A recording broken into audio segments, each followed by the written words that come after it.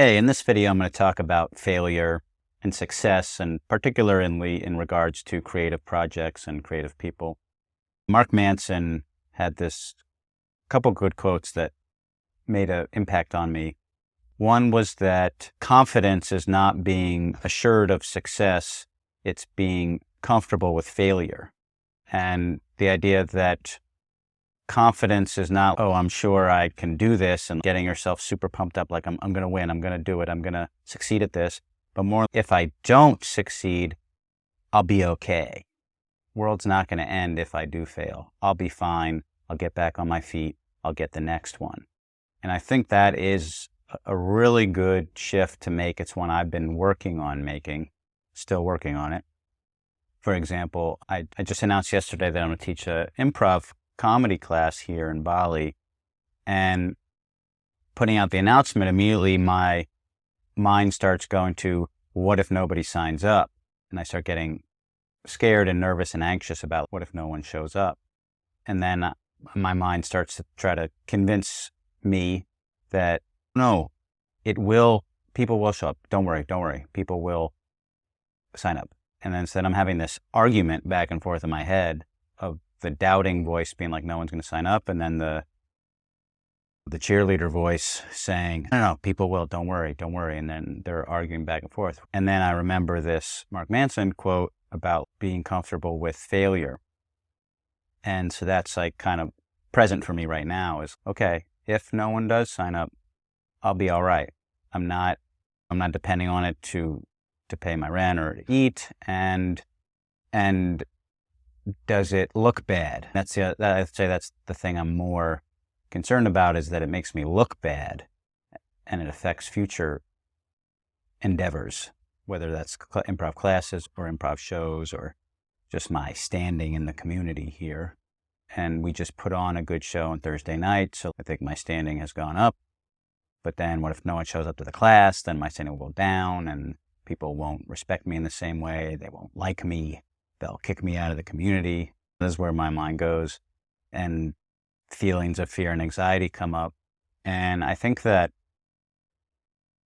a lot of times for me and for a lot of people, whether they consciously have those thoughts of people are not going to like me and they're going to kick me out, right? Or not invite me or exclude me. I think that those feelings related to that come up for a lot of people, whether they acknowledge it consciously or not. Like that a lot of times that is the fear.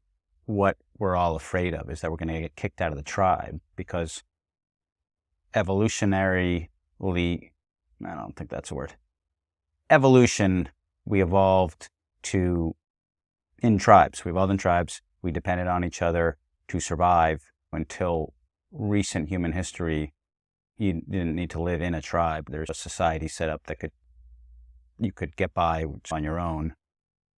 But for most human history, you had to live in tribes out in the wilderness, essentially, and everyone was really depending on each other to survive. And so if you got kicked out of the tribe back in those days, you couldn't just go back to your place and watch TV and order Uber Eats. You would be out in the wilderness. You wouldn't be able to build shelter and hunt and survive on your own. You'd end up dead. So we're like, instinctually, we don't want to get kicked out of the tribe. So we're instinctually trying to avoid getting rejected or embarrassed to the point where we would get kicked out of a tribe. And we're all kind of behaving in that fear, but it's out of proportion now. It's overblown now. We're not really at risk of ending up in the wilderness and freezing to death or getting killed by a wolf or a bear or something, or an enemy tribe. Obviously, something like this can happen in certain parts of the world, but overall, most of humans now are not in that kind of immediate risk, right? If people don't like them or reject them or in some way. And so it's much more just that emotional impact and mental impact that rejection or embarrassment has.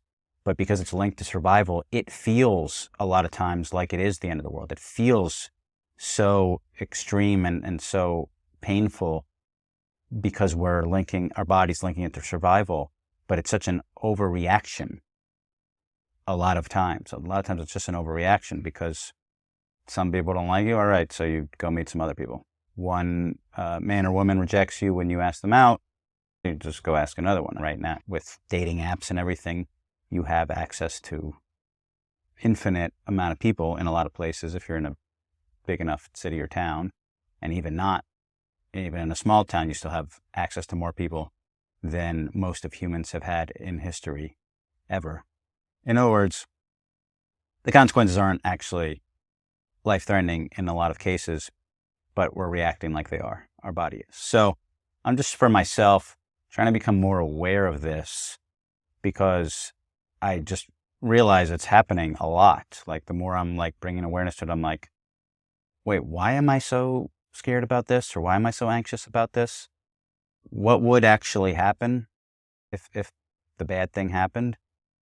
Oh, and then it's not actually that bad once you play it out. Tim Ferriss has this exercise called fear setting.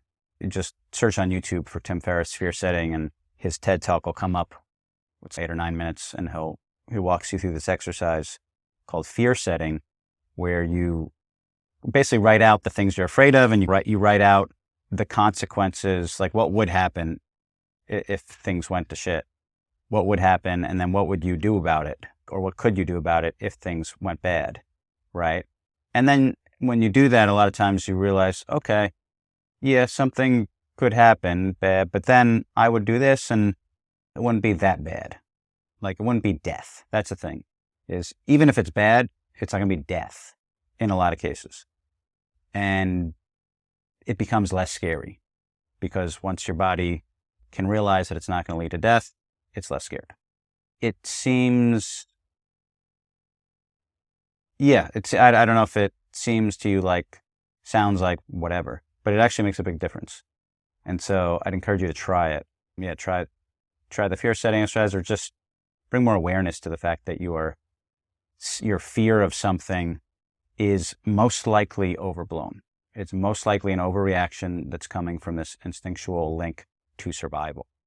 And I'm in this, so to get back to the whole failure thing and being comfortable with failure, because it's one thing to be a little less scared, like I was just talking about. It's another thing to be comfortable with it and not be bothered by failure or the threat of failure, which is always present, right? The fear of failure obviously is affecting us on a daily basis for everyone.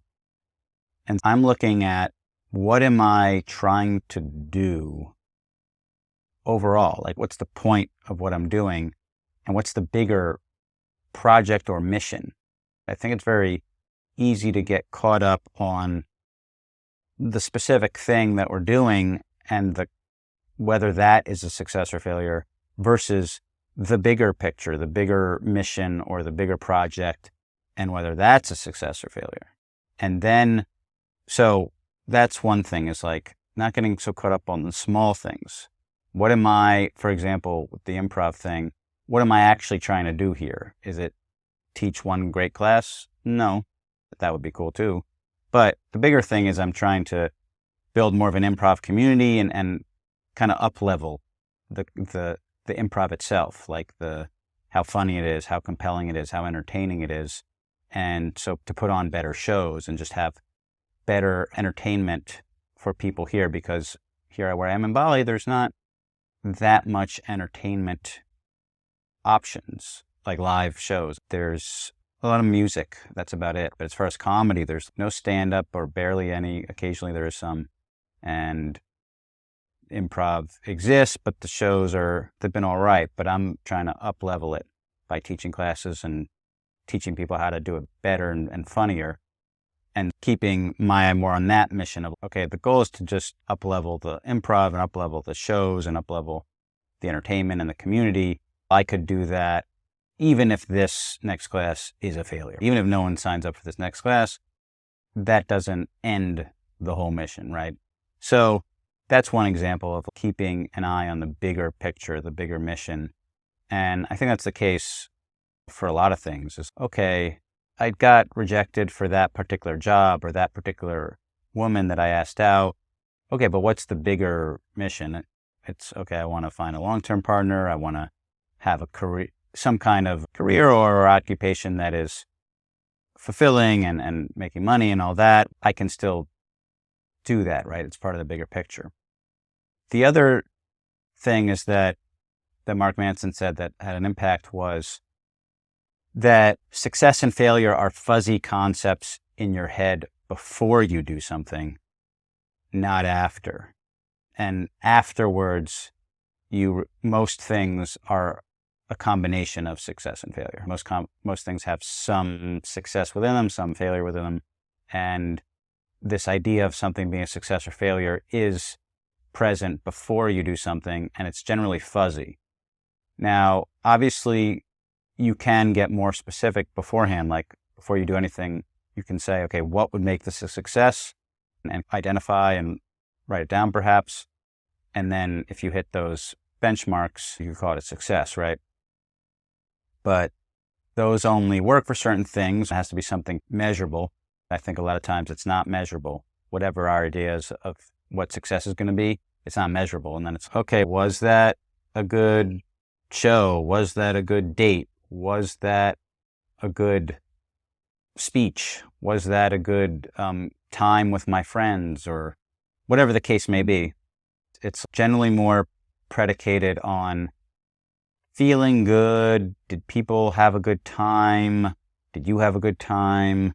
Did you get something from it, like money or, I don't know, compliments or something, or praise, depending on the thing.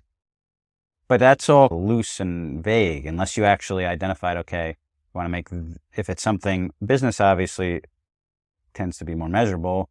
How much money did you make? And what's the goal is to make a certain amount of money. Or you're making content online and it's to make a certain amount of likes and all that and views.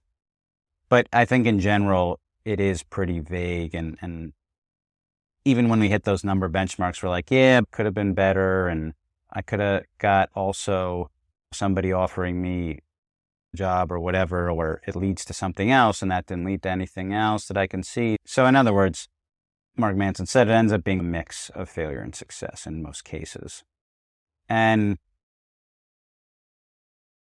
that's okay. I think expecting that most things will be some combination of success and failure, and then you learn the lessons you need to learn and move on to the next thing and just keep going, keep moving forward, and everything will start to trend up if you are okay with it and you don't get knocked down and stay down. And that whole idea of realizing that your fears are overblown and actually there's not that much to be that afraid of because you're not going to die most likely. And so just remember that. You're not going to die. They can't kill you. The speech doesn't go well. No one shows up to this class I'm teaching. They're not going to kill me. They're not going to kill me. So I'll be all right. I'll still be alive and I can do the next one.